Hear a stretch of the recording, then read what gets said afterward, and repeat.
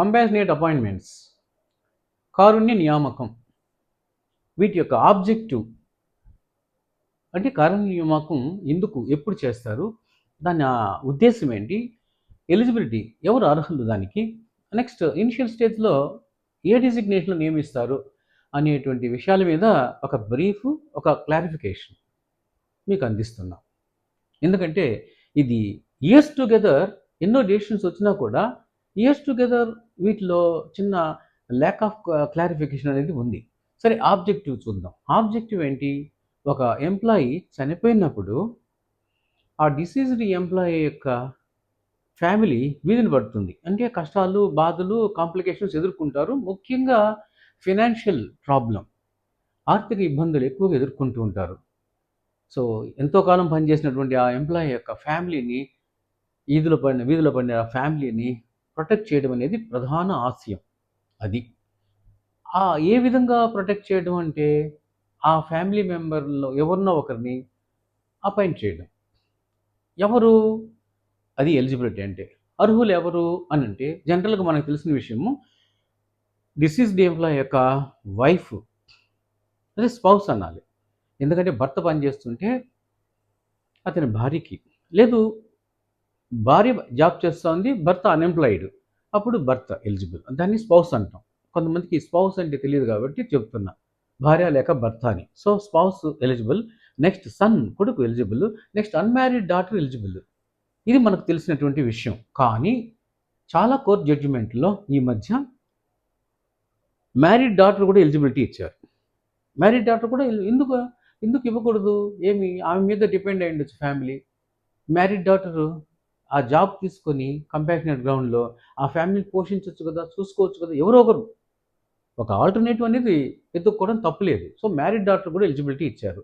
అంతేకాదు ఇంకా కూడా కొత్తగా తెలిసిన విషయం ఏంటంటే ఎనీ డిపెండెంట్ ఆ డిసీజ్డ్ ఎంప్లాయీకి సంబంధించినటువంటి డిపెండెంట్ ఎవరన్నా కావచ్చు, దగ్గర బంధు, ఉదాహరణకి మనవడు అనుకుందాం, లేదు మనవరాలు, గ్రాండ్ సన్, గ్రాండ్ డాటర్. అయితే కండిషన్ ఏంటంటే ఆ గ్రాండ్ సన్ను లేదా గ్రాండ్ డాటరో ఈ చనిపోయిన ఎంప్లాయీని చనిపోయేంత వరకు కూడా, ఆ చివరి స్టేజ్ వరకు కూడా, ఎంతో కాలం నుంచి పాస్ట్లో లాంగ్ టైం నుంచి 5 ఏళ్ళు, 10 ఏళ్ళు, 15 ఏళ్ళు ఆ ఎంప్లాయీ దగ్గరే ఉంటూ, డిపెండెంట్గా ఉంటూ అతన్ని, ఆ చనిపోయిన ఎంప్లాయీ బాగా చూసుకుంటూ ఉండాలి. హెల్త్ విషయంలో కావచ్చు, జనరల్ ప్రొటెక్షన్లో కావచ్చు, కేర్ టేకింగ్లో కావచ్చు, జాగ్రత్తగా చూస్తూ ఉన్నట్టయితే, అంటే అది కోర్టులో ప్రూఫ్ అవ్వాలి. అప్పుడు ఆ డిపెండెంట్ కూడా, ఇది మనవడు కానీ లేదా మనవరాలు కూడా, వాళ్ళు కూడా ఎలిజిబులే కంపాషనేట్ గ్రౌండ్కి. సో ఎలిజిబిలిటీ అనేది క్లారిఫికేషన్ ఇచ్చేసారు. నెక్స్ట్ మీకు డిజిగ్నేషన్, ఇనిషియల్ స్టేజ్లో ఏ డిజిగ్నేషన్లో అపాయింట్ చేయాలి, అది క్వాలిఫికేషన్ బట్టి ఉంటుంది. తెలిసిన విషయమే, 10th క్లాసు లేదా 10th ఫెయిల్ అనుకో, అటెండర్ గాను, ఒక అసిస్టెంట్ గాను, వాచ్మెన్ కూడా ఇవ్వచ్చు, ఏదో పోస్ట్ ఇస్తారు. లక్కీగా ఇంటర్మీడియట్ పాస్ అయినారు అనుకో, +2 జూనియర్ అసిస్టెంట్గా అపాయింట్ అయిపోవచ్చు, నో ప్రాబ్లం. సో అది ఇనిషియల్ స్టేజ్లో పొజిషన్ ఆ డిజిగ్నేషన్ గురించి, దట్ ఈస్ ఆల్సో క్లారిఫైడ్. అయితే అంతకంటే పెద్ద జాబ్ ఇవ్వరు కంపాషనేట్ గ్రౌండ్లో. తర్వాత ప్రమోషన్, అదే ఆ ఇష్యూని ఇక్కడ ఎత్తుకుంటున్నా. ఏపీ హైకోర్టు కంపాషనేట్ గ్రౌండ్లో అపాయింట్ అయినటువంటి ఒక వ్యక్తి యొక్క ప్రమోషన్ సంబంధించిన కాంప్లికేషన్స్ ఏంటి, ఇవ్వచ్చా ఇవ్వకూడదా, ఈ అపాయింట్మెంట్లో వచ్చిన వాళ్ళకి, కంపాషనేట్ అపాయింట్మెంట్లో వచ్చిన వారికి హైకోర్టు జడ్జిమెంట్ ఒకటి, అండ్ ఇనిషియల్ స్టేజ్లోనే ఎదుర్కొనేటువంటి సమస్య కంపాషనేట్ అపాయింట్మెంట్, మెడ్రాస్ హైకోర్టు ఒక డెసిషన్. ఈ రెండింటిని ఒకసారి చూద్దాం. సో ఏపీ హైకోర్టులో రిట్ పిటిషన్ నెంబర్ 23473/2011 మార్చ్ 2026లో, అంటే ఈ సంవత్సరం ఈ నెలలోనే ఒక కొత్త జడ్జిమెంట్ ఇచ్చారు. అదేంటంటే ఇక్కడ పిటిషనర్ యొక్క ఫాదర్ ఎగ్జామినర్ ఆఫ్ కాపీస్ అనేటువంటి జాబ్ చేస్తూ, కోర్టులో డిజిగ్నేషన్స్ కొంచెం మనకు కొత్తగా అనిపిస్తుంటాయి వేరే డిపార్ట్మెంట్స్తో కంపేర్ చేస్తే. అతని యొక్క జాబ్ ఎగ్జామినర్ ఆఫ్ కాపీస్, ఒక కోర్టులో పనిచేస్తున్నారు. చనిపోయిన తర్వాత 2004 ఏప్రిల్లో చనిపోయాడు. అదే సంవత్సరం నవంబర్లో అపాయింట్మెంట్ ఇచ్చారు కంపాషనేట్ గ్రౌండ్ కింద ఆ పిటిషనర్కి, అంటే చనిపోయిన వ్యక్తి యొక్క కొడుక్కి. ఏ విధంగా అంటే అటెండర్ పోస్ట్లో నియమించారు. అయితే ఇంకా కొంతకాలం గడిచినాక in the course of time ఇంకా ఆటోమేటిక్గా ప్రమోషన్స్ అవి ఉంటాయి. ప్రమోషన్ టైంలో ఇతనికి, ఈ పిటిషనర్కి అవకాశం ఇవ్వాల, రిజెక్ట్ చేశారు. ఎవరు? ఆ కాంపిటెంట్ అథారిటీ. ఆ కాంపిటెంట్ అథారిటీ ఎవరంటే ఇక్కడ డిస్ట్రిక్ట్ కోర్ట్ రిజెక్ట్ చేశారు. ఏ గ్రౌండ్ కింద రిజెక్ట్ చేశారు అంటే ఆ డిస్ట్రిక్ట్ కోర్టుకి వెళ్ళినప్పుడు వచ్చినటువంటి judgement. High court circle number so and so dated March 23, 1999లో ఒక సర్క్యులర్ ఉంది. ఈ సర్క్యులర్ ఈ నెంబర్తో. ఆ సర్క్యులర్ ప్రకారము ఏంటంటే కంపాషనర్ గ్రౌండ్లో అటెండర్గా పోస్ట్ అయినటువంటి నియమించినటువంటి ఒక వ్యక్తిని నెక్స్ట్ క్యాడర్ ఇక్కడ ఏంటంటే ఫీల్డ్ అసిస్టెంట్ ఆ పోస్ట్లో నియమించడానికి అదే ప్రమోట్ చేయడానికి నాట్ ఎలిజిబుల్ అని చెప్పి డిక్లేర్ చేశారు. డెనై చేశారు పోస్ట్ ఆఫర్ని. అతను ఇంకా డిస్ట్రిక్ట్ కోర్టులో రిజెక్ట్ చేసినప్పుడు దాన్ని నెక్స్ట్ హైకోర్టుకి అప్రోచ్ అయినాడు. హైకోర్టులో కేసు స్టడీ చేసినారు. ఇక్కడ పిటిషనర్ యొక్క ఆర్గ్యుమెంట్ ఏంటి, కంటెన్షన్ అంటే, sir GOMS number 612 dated 30th October 91 ప్రకారము కంపాషనేట్ గ్రౌండ్లో అపాయింట్ అయినప్పటికీ అతనికి నెక్స్ట్ క్యాటర్కి ప్రమోషన్ ఇవ్వవచ్చు. ఒకటి ఆ జీవో ప్రకారం. ఇక్కడ లోయర్ కోర్టులో అది కాంపిటెంట్ అథారిటీ వాళ్ళు అది క్యాచ్ చేయడం లేదు, చూడడం లేదు, స్టడీ చేయలేదు, రిజెక్ట్ చేశారు. నెక్స్ట్ వన్ ఏంటంటే ఒక కేసు కూడా ఇచ్చాడు అతను. కేసులో ఒకటి చూపించాడు. కుమారి తులసి అనేటువంటి ఆవిడ అదే డిపార్ట్మెంట్లో ఇంకొక కోర్టులో జాబ్ చేస్తూ కంపాషనేట్ గ్రౌండ్లో అపాయింట్ అయింది ఆవిడ అటెండర్గా. ఆవిడ్ని జూనియర్ అసిస్టెంట్గా ప్రమోట్ చేశారు. ఇక్కడ నా పోస్ట్ ఏంటంటే ఫీల్డ్ అసిస్టెంట్. ఆ ఫీల్డ్ అసిస్టెంట్ యొక్క salary is equal to that of junior assistant. Junior assistant యొక్క శాలరీతో ఈక్వలే తప్ప అంతకంటే పెద్ద పోస్ట్ కాదు, పెద్ద శాలరీ కాదు. సో ఈ గ్రౌండ్స్ కింద నాకు ఎందుకు ప్రమోషన్ ఇవ్వకూడదు అనేటువంటి కంటెన్షన్తో అతను ఆర్గ్యూ చేశారు. ఆర్గ్యూ చేసిన తర్వాత ఫైనల్గా కేసు అంతా స్టడీ చేసినాక యాక్చువల్ మ్యాటర్కి వద్దాం మనం, ఫలితం ఏంటనేది. సో హైకోర్టు ఏం చెప్పిందంటే డిస్ట్రిక్ట్ కోర్ట్ యొక్క డెసిషన్ ఇది ఈ సర్కులర్కి అనుకూలంగా అనుసరించడం అనేది మంచిదే. వాళ్ళు హైకోర్టు యొక్క సర్కులర్ని ప్రకారం పోయినారు, కానీ జీవో అనేది ఇంపార్టెంట్. గవర్నమెంట్ ఆర్డర్ 611/12 మార్చి 10, 1991 ఇది ఇంపార్టెంట్. దీని ప్రకారం ఎన్నో ప్రమోషన్ జరిగాయి. మెయిన్ ఆర్డర్ ఇది. దీన్ని రిజెక్ట్ చేయడము అనేది ఏంటంటే ఆర్బిట్రరీ యాక్షన్. అతను తీసుకున్న ఫైనల్ డెసిషన్ కరెక్ట్ కాదు, న్యాచురల్ జస్టిస్ కాదు. కాబట్టి అతనికి ఇమీడియట్గా 4 వీక్స్లోగా అపాయింట్మెంట్ ఇవ్వండి. తర్వాత ఇతను బ్యాక్ వేజెస్ కూడా అంటే ప్రమోట్ అయ్యి ఉంటే ఆ కాలం నుంచి రావాల్సినటువంటి అరేట్స్ అంతా కూడా ఇవ్వాలని కోరుకున్నాడు. బట్ బ్యాక్ వేజెస్ రిజెక్ట్ చేశారు, కానీ ప్రమోషన్ అయితే వితిన్ 4 వీక్స్లో ఇమ్మని చెప్పి మన మార్చిలో ఈ నెలలో ఆర్డర్ ఇష్యూ చేశారు. అది ఎందుకు మరి ఒక్కొక్క కోర్టులో ఒక్కొక్క విధంగా, ఒక్కొక్క డిపార్ట్మెంట్లో ఒక విధంగా ఈ కంపాషనేట్ గ్రౌండ్స్ సంబంధించినవి, నెక్స్ట్ ప్రమోషన్ సంబంధించింది ఎందుకు ఇంత రకరకాల పోకడులు డిఫరెన్సెస్ అర్థం కాదు.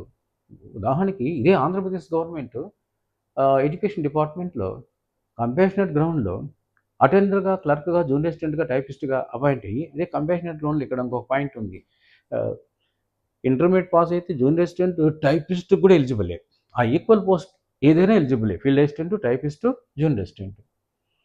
అలా అపాయింట్ అయ్యి ఈ క్యాడర్స్లో టైపిస్ట్గా, జూనియర్ అసిస్టెంట్గా, ఫీల్డ్ అసిస్టెంట్గా అపాయింట్ అయ్యి ఎడ్యుకేషన్ డిపార్ట్మెంట్లో నెక్స్ట్ సీనియర్ అసిస్టెంట్, ఆ తర్వాత MA లేదా MCOM క్వాలిఫికేషన్ సంపాదించి లెక్చరర్గాను, టీచర్స్గా, లెక్చరర్స్గా, ఈవెన్ ప్రిన్సిపాల్స్గా కూడా, HMగా కూడా అపాయింట్ అయ్యి ఉన్నారు, ప్రమోట్ అయ్యి ఉన్నారు. కానీ కొన్ని డిపార్ట్మెంట్లో ఎందుకు ఇలా జరుగుతుందో అర్థం కాదు.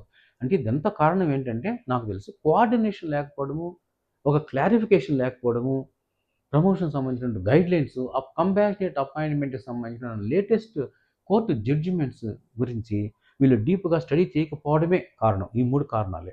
సరే, నెక్స్ట్ మద్రాస్ హైకోర్టులో ఇనిషియల్ స్టేజ్లోనే కాంప్లికేషన్ కంపాషనేట్ గ్రౌండ్లో అపాయింట్మెంట్కి ఏంటది చూద్దాం. ఇక్కడ ఇది Karthikeya versus government of Tamil Nadu, writ petition number 8/231 dated June 26, 2024 case ఇది. దీంట్లో విషయం ఏంటంటే పిటిషనర్ మదర్ ఆవిడ ఒక గవర్నమెంట్ హై స్కూల్లో, తమిళనాడు జరిగింది, గవర్నమెంట్ హై స్కూల్లో గర్ల్స్ హాస్టల్లో వంట మనిషి, కుక్గా పనిచేస్తూ కొద్దికాలం చనిపోయింది. చనిపోయిన తర్వాత ఆవిడకు ఉన్నటువంటి లీగల్ హెయిర్, డాక్టర్స్ గీటర్స్ ఎవరు లేరు, ఓన్లీ సన్, ఒకే ఒక కొడుకు. ఆవిడకు ఉన్నటువంటి లీగల్ హెయిర్. అతను ఇంకా నేచురల్గా అప్లై చేసుకున్నాడు పోస్ట్కి కంపాషనేట్ గ్రౌండ్లో. అప్లై చేస్తే అతని అప్లికేషన్ని రిజెక్ట్ చేసింది కాంపిటెంట్ అథారిటీ, అపాయింటింగ్ అథారిటీ. ఏ గ్రౌండ్ అంటే చాలా విచిత్రమైన గ్రౌండ్ అది. డిస్ట్రిక్ట్ లెవెల్లో జరిగినటువంటి ఇష్యూ. ఆవిడ గర్ల్స్ హాస్టల్లో కుక్గా పనిచేస్తోంది. అక్కడ అందరూ కూడా పనిచేసేవాళ్ళు ఎవరంటే జాబ్లో ఉన్న వాళ్ళంతా కూడా ఉమెనే. అండ్ మోరోవర్ హాస్టల్ అది లేడీస్ది, గర్ల్స్ది. కాబట్టి only women 100% exclusively reserve for women. ఇతను మేల్ కాబట్టి ఆ గ్రౌండ్ కింద రిజెక్ట్ చేశాము అని చెప్పేసి that is the only ground. అది ఫైనల్గా మెడ్రాస్ హైకోర్టుకి వచ్చింది. మెడ్రాస్ హైకోర్టుకి వచ్చిన తర్వాత వాళ్ళు చెప్పిన విషయం ఏంటంటే, వాట్ ఈస్ దిస్, చాలా విచిత్రంగా ఉంది. అందరికీ కొడుకులే ఉండరు, అందరికీ కూతుర్లే ఉండరు. ఆవిడికి కూతురు లేదు, ఓన్లీ లీగల్ హెయిర్ ఎవరు, కొడుకైనా కూతురైనా లీగల్ హెయిరే కదా. ఇక్కడ కూతురు లేదు, కొడుకు ఉన్నాడు. నేచురల్ జస్టిస్ ప్రకారం ఆ లీగల్ హెయిర్కి అవకాశం ఇవ్వాలి. నెక్స్ట్ రెండోది ఏంటంటే, అతను వివక్షత చూపించడం అనేది, మేల్ ఫిమేల్ సెక్స్ యొక్క వివక్షత చూపించడం అనేది అగెనిస్ట్ కాన్స్టిట్యూషన్ ఆర్టికల్ 14, 15 అండ్ 16 ప్రకారము అగెనిస్ట్. సో నేచురల్ జస్టిస్ లేదు, లీగల్ హెయిర్ని కన్సిడర్ చేయలేదు. అంటే you are following the law in letter, not in spirit. గుడ్డిగా అనుసరిస్తున్నారు మీరు లీగల్ ప్రిన్సిపల్స్ని. ఇక్కడ జరిగింది అతని పూర్తిగా అన్యాయము. లీగల్ హెయిర్ని అసలు మెయిన్ థింగ్ ఏంటంటే, కంపాషనేట్ అపాయింట్మెంట్ ఎప్పుడు ఇస్తారు, ఎందుకు ఇస్తారు? ఆ ఫ్యామిలీని ప్రొటెక్ట్ చేయడానికి. లీగల్ హెయిర్ ఒకడే ఉన్నప్పుడు నేచురల్ జస్టిస్ ప్రకారం అతనికి ఇవ్వాలా. ఈ వివక్షత అనేది చూపించకూడదు. అది against article 14, 15 and 16. So appointment అతనికి ఇమ్మీడియట్గా ఇవ్వండి. అండ్ మీరు అన్నారు కదా 100% రిజర్వ్డ్ ఎక్స్క్లూసివ్లీ ఫర్ ఉమెన్ అని. అలా ఉమెన్కే 100% అక్కడ ఉన్నటువంటి హాస్టల్లో జాబ్స్ రిజర్వ్ చేసినప్పుడు మీరు ఆ కలెక్టర్ ఆఫీస్లో రీఫార్మ్స్ డిపార్ట్మెంట్కి ఆ కాంప్లికేషన్ మీరు సబ్మిట్ చేయండి. బట్ ఇక్కడ ఈ ఆర్టికల్స్ కాన్స్టిట్యూషనల్ లా ప్రకారము కంపాషనేట్ అపాయింట్మెంట్ యొక్క పర్పస్ ఆబ్జెక్టివ్ ప్రకారం మీరు అతనికి వితిన్ 4 weeks అపాయింట్మెంట్ ఇవ్వండి చెప్పారు. సో ఇది కంపాషనేట్ గ్రౌండ్లో అపాయింట్మెంట్స్.